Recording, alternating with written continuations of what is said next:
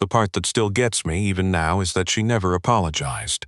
Not once. And honestly, I think that's the thing that made it mean more. I'm a plumber. Have been for going on 19 years. I run a two-man operation out of a white van with a dent in the passenger side door that I keep telling myself I'll get fixed. My name is Owen. Just Owen. If you ask most people in Clarksburg, West Virginia, which is a town small enough that your reputation travels faster than your truck. I've got a daughter named June. She's 8. She's got her mother's eyes and my stubbornness, and she draws pictures of us on the back of every receipt she can find. Last month I found one in my jacket pocket from the sheets on Route 50. 2 stick figures, one tall, one small. Above the small one, me. Above the tall one, Daddy who fixes things. I've been fixing things my whole life. Pipes, mostly. But also broken screen doors and wobbly ceiling fans, and the kind of small disasters that pile up when you're doing everything alone. June's mom left when June was 14 months old. No dramatic exit, no screaming fight. Just a Tuesday morning when I came in from a job, and the car was gone and most of her clothes were too. I don't talk about it much. June doesn't ask much. We figured each other out, the two of us, and most days that's enough. The job that started all of this came in on a Wednesday in late October. I remember because June had a field trip the next day, and I was up past midnight, making sure I'd signed the permission slip and packed the right snack, and that her rain jacket still fit, because the forecast showed a 50% chance of drizzle, and June runs cold. I got the call at 7 the next morning from a woman named Darla, who said she was calling on behalf of her employer, that there was a plumbing issue at a private residence, and that the address was on Crestline Drive. I knew Crestline Drive. Everybody in Clarksburg knew Crestline Drive. It was the road that curled up the east side of the ridge and dead-ended at a gate that most people had never seen open. I said I'd be there by 9. The gate was open when I arrived. I pulled my dented van through it and felt, for just a second, like I'd made a wrong turn into a different country. The driveway was longer than some roads I'd worked off of. The house at the end of it was, I don't have a better word for it, serious, not showy the way new money sometimes is, with the columns and the fountain and the garage big enough to land a helicopter. This was old and deliberate, stone and dark wood, the kind of house that doesn't need to announce itself. Darla met me at the door. She was 60-something, practical shoes, the kind of calm that comes from decades of managing other people's lives. She explained that there was a pressure issue throughout the house.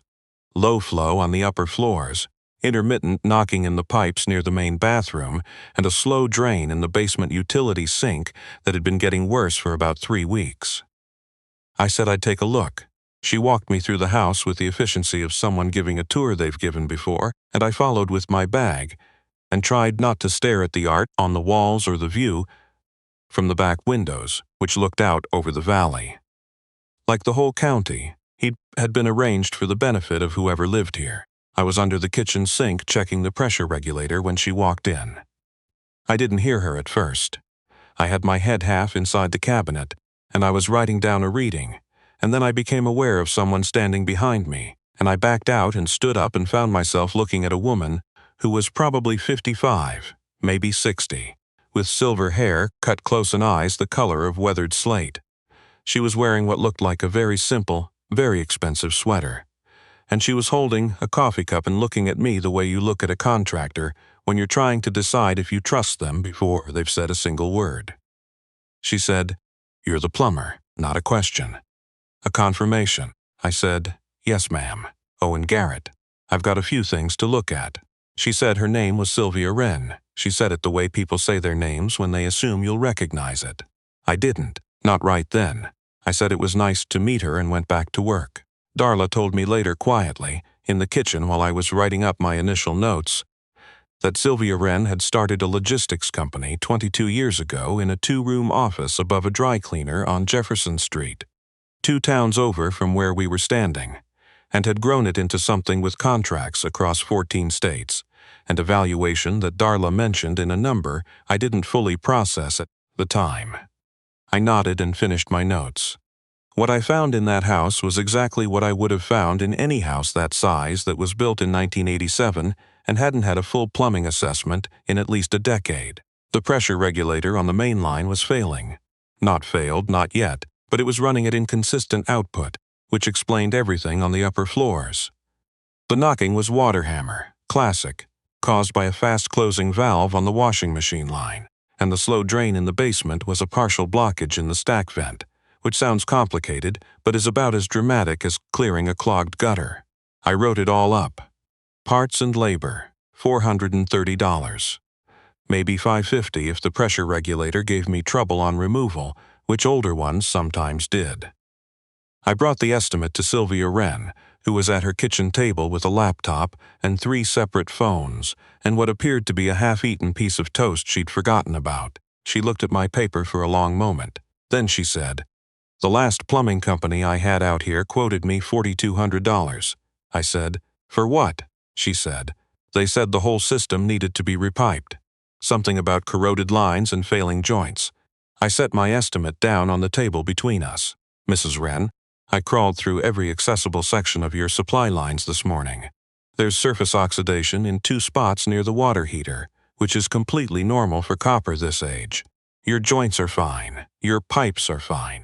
What you have is a regulator that costs about $60 in parts, a water hammer arrestor that costs $12, and a vent that needs to be cleared. That's it." She looked at me for a moment. Then she looked at the estimate. Then back at me. She said, "Why would they tell me I needed to have everything repiped?"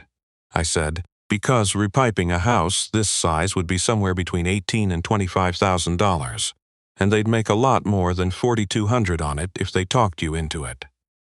She was quiet. I waited. Then she said, "And you're not going to talk me into it?" I said, "No, ma'am, you don't need it." Something shifted in her face. Not softness exactly, more like recalibration. She said, "How do I know you're right and they're wrong?" I said, "You can get a third opinion. I'd encourage it. But I can show you every inch of what I looked at today and explain every reading I took. I've got nothing to sell you that you don't need." She didn't get a third opinion. She told me to do the work. I was finished by 2 in the afternoon. I tested the pressure on all 3 floors, consistent, exactly where it should be. The knocking in the walls was gone. The basement drain cleared out so completely that Darla actually laughed. I packed up my tools and found Sylvia Wren at the kitchen table again. She had put away the phones and the laptop, and she was just sitting there with a fresh cup of coffee. She slid my invoice across the table, and next to it she had placed a check for $600. I said, "That's more than the invoice." She said, "I'm aware." I said I couldn't take more than what I'd quoted. She looked at me the way she'd looked at me when I'd first stood up from under her sink, like she was deciding something. Then she said, "Mr. Garrett, I have spent 42 years in business. I have met exactly 3 people in that time who looked at an opportunity to charge me more and chose not to." She paused. "I'd like to know why you did that." I thought about it, genuinely thought about it. Then I said, "Because my daughter's going to be about your age someday, and I want the world to have fewer people in it who would have tried to repipe your house." She didn't say anything for a moment. Then she said, "Take the $600, Mr. Garrett." I took it. I didn't feel right about it, exactly, but I took it. What I didn't expect was the call 3 weeks later, Darla again. She said that Mrs. Wren had a situation, not a plumbing situation, a business situation. She said that one of Sylvia's regional distribution centers had been experiencing a water intrusion problem that her facilities team couldn't diagnose, that she'd had 2 commercial contractors through and neither of them could pinpoint the source, and that the water was showing up in a finished section of the building and causing damage to inventory. She asked if I did commercial work. I said I had. I didn't say that most of my commercial work was apartment buildings and small restaurants, not distribution centers with 60,000 square feet of climate-controlled warehouse space. But I could read a building the same way I read a house. The facility was 40 minutes south, just off the interstate. I got there on a Thursday morning and met the facilities manager, a man named Gary, who had the look of someone who had been dealing with a problem for long enough that he'd stopped being frustrated by it and moved into a kind of exhausted acceptance. He walked me through the building. He showed me where the water appeared, along a section of finished interior wall near the loading dock corridor. Dry for days, then damp again. No pattern anyone could connect to rain or temperature. The 2 contractors before me had both concluded it was a foundation issue and quoted remediation projects starting at $60,000. I spent 4 hours in that building. I checked the obvious things first. Then I checked the less obvious things. Then I got into the mechanical room and spent a long time looking at the condensate drain line on the secondary HVAC unit that served the loading dock corridor, which was a line that had been incorrectly sloped by whoever installed it and had been slowly backing up and releasing for years, seeping into the wall cavity through a hairline gap at the coupling, collecting, evaporating, collecting again. A condensate drain line, a slope issue on a single coupling. The fix was a 2-inch section of pipe and 20 minutes of work. I wrote it up. Then I drove to the main office, which was in a building adjacent to the warehouse, and I asked to see Sylvia Wren. I had to wait 40 minutes. That was fine.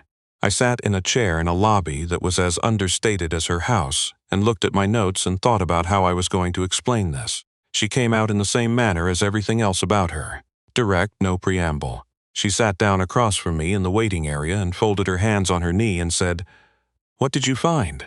I told her. All of it. I drew a small diagram on the back of my notepad to show her where the line ran and what the slope issue was doing. I told her what the fix cost. Parts and labor, I'd be out of there for under $300. She looked at my diagram for a long time.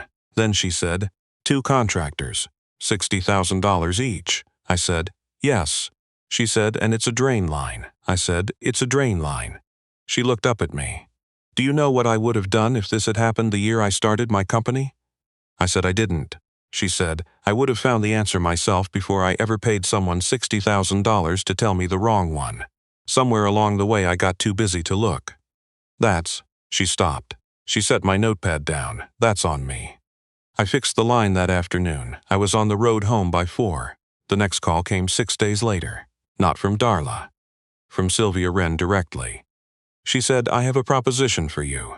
I was in my driveway when she called, eating a sandwich in the front seat of my van because June had swim practice until 6, and I had 45 minutes to exist in peace.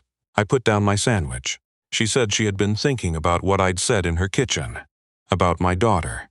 She said she'd looked into my business.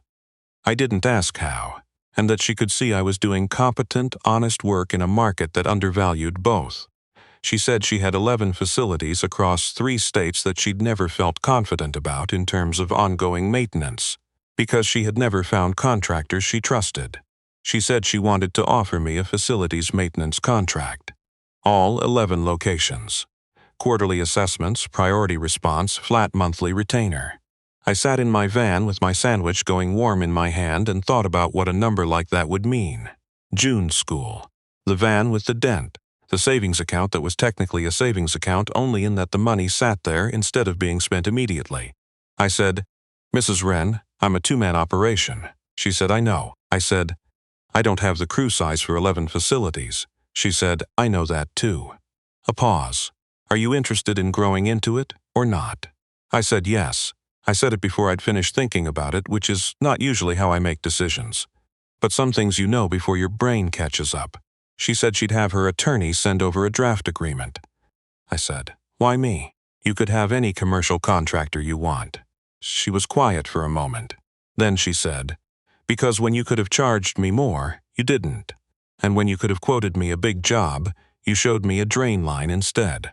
Those are qualities I have spent 40 years trying to find in people I do business with. Another pause. They're not as common as you'd think. I believed her. The contract came through. I read every page of it. I'm not the kind of person who signs things I haven't read, and I wasn't going to start now. It was fair. It was more than fair.